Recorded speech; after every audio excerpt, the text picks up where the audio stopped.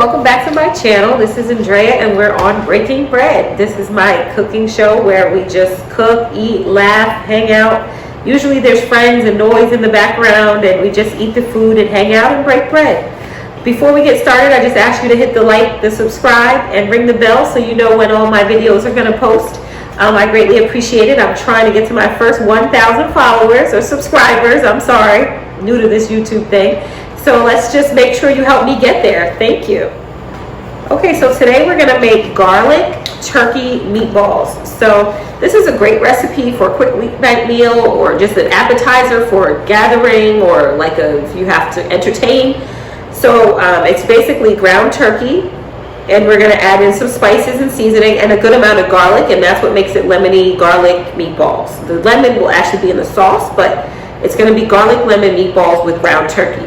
I like ground turkey because it's a little bit healthier, less than the ground beef, less fats and things, and more of a lean meat. So let's get started with this. We're going to add a tablespoon of an Italian seasoning, and in the bowl we have 1 pound of ground turkey already. Then we're going to add a tablespoon of an all-purpose seasoning blend. Anything you like, any seasoning blend mix you like. We're going to add tablespoons, actually 4 tablespoons of minced garlic. So, and then we're going to add 1 tablespoon of olive oil. I like to add a little bit of a healthier fat to our meat because turkey does become a little dry, but you can add a more healthy fat. So you can go with olive oil, something with some omega-3s, good for your brain and your heart health. I'm going to add 1 cup of fresh cilantro. And then we're going to add a 1/2 cup of grated mozzarella cheese. And then we're going to add 2 tablespoons of softened butter. Now we're going to get that all in the bowl. Looks great. This is probably like a 25-minute prep time because we are basically pre-prepped all the cutting of the herbs and spices that we needed, grating the cheese, all of that. Maybe about 10 or 15 minutes, and then it's going to take us another like 10 or 15 minutes or so to mix it and roll the meatballs. So once you have everything in the bowl, then we're going to put on gloves like I always do, and we're going to get in there and mix just to combine all the ingredients nicely together.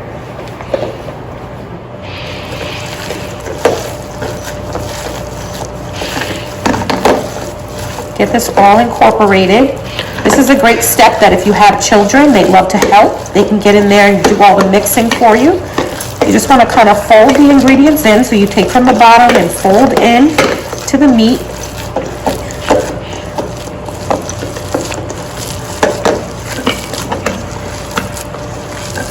Now once that's all combined, we can start rolling out our meatball.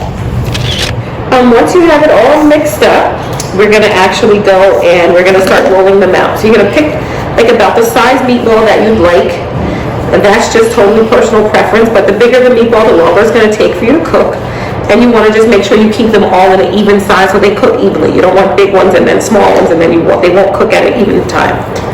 So we're just going to roll out these meatballs. This part probably takes about 10 minutes. If you have little helpers, you can always recruit people to help you do this part where you just rolling them out and putting them here on a side tray.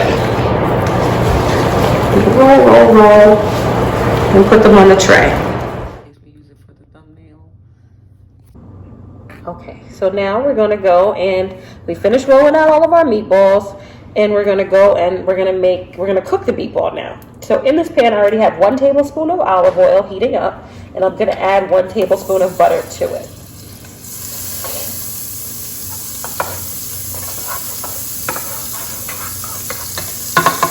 And once that's melted, we're going to go and we're going to begin adding our meatballs into the nice hot pan. You want to hear that sizzle before you start adding your meat to it. I had it up a little higher, then I turned it down to a lower, about number 3 on the oven or the stove. And as we add the meatballs in, I'll probably turn it back up again.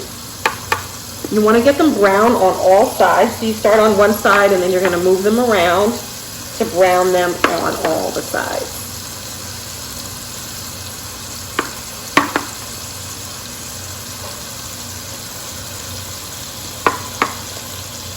I'm going to put about, what is this, 8 or 9 meatballs in this pan.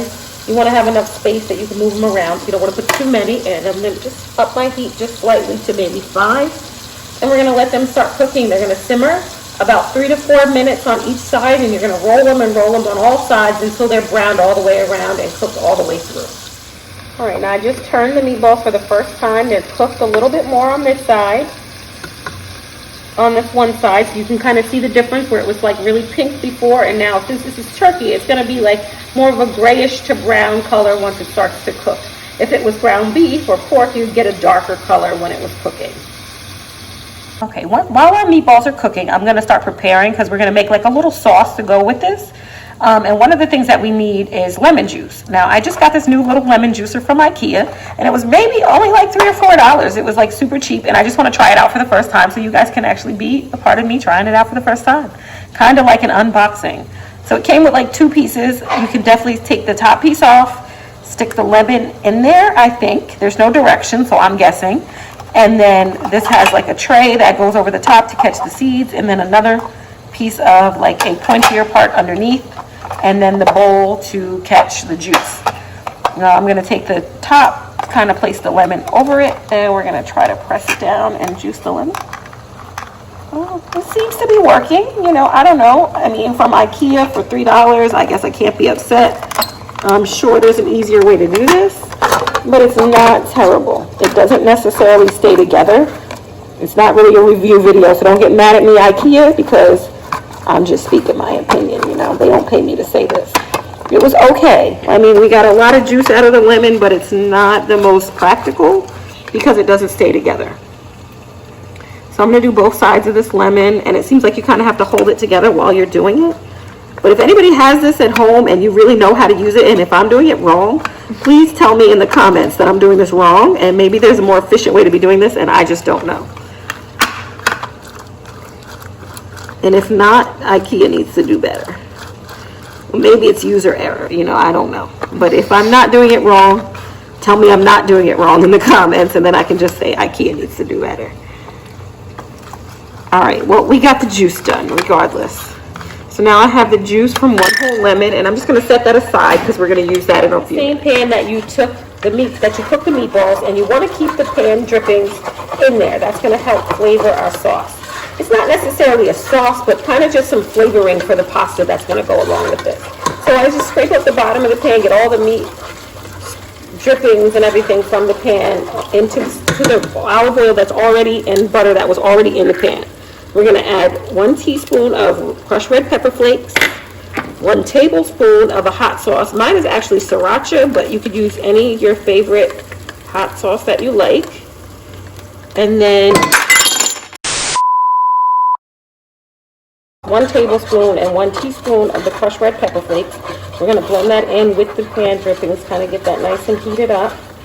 And then we're going to add 2 cloves of minced garlic.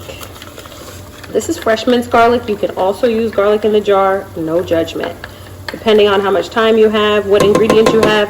I am a big fan of use whatever you have in the house. I do buy different things, especially when I'm on the day when I'm filming.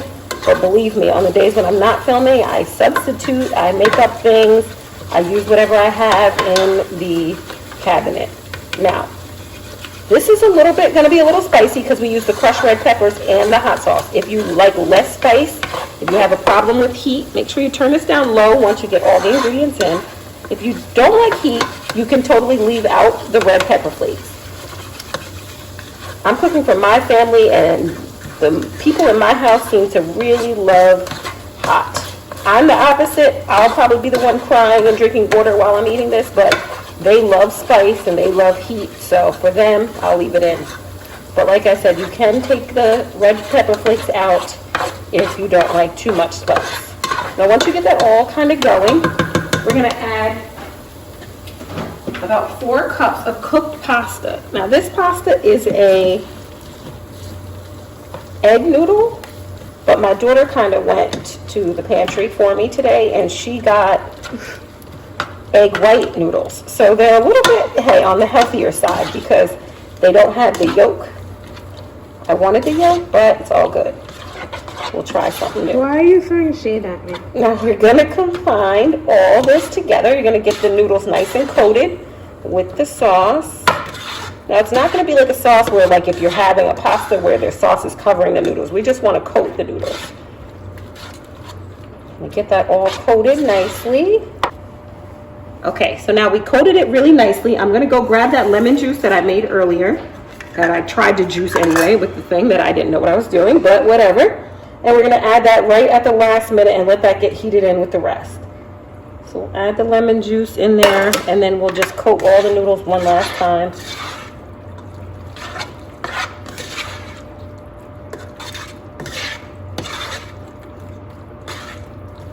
All right, once this gets heated through, we're gonna go ahead and plate our dish. All right, so now I just filled our bowl here with some pasta that we just cooked. And then I'm just gonna go ahead and add some meatballs onto the top. I think a good serving size is about a cup of pasta per person, and then about 3 nice sized meatballs on the top there. And then that's really it. This dish is super simple. You don't need a lot, not a lot of things to do. Just the pasta I cooked ahead of time, which you can easily do, pre-cook the pasta, make the quick little glaze for the pasta, and then the meatballs, you top it on there, and then that's it. So I want you guys to try this recipe and then let me know what you think. Comment on how you think it tastes, what you think could be different, and just leave me little comments. I do reply to everybody's messages, so let me know what you think.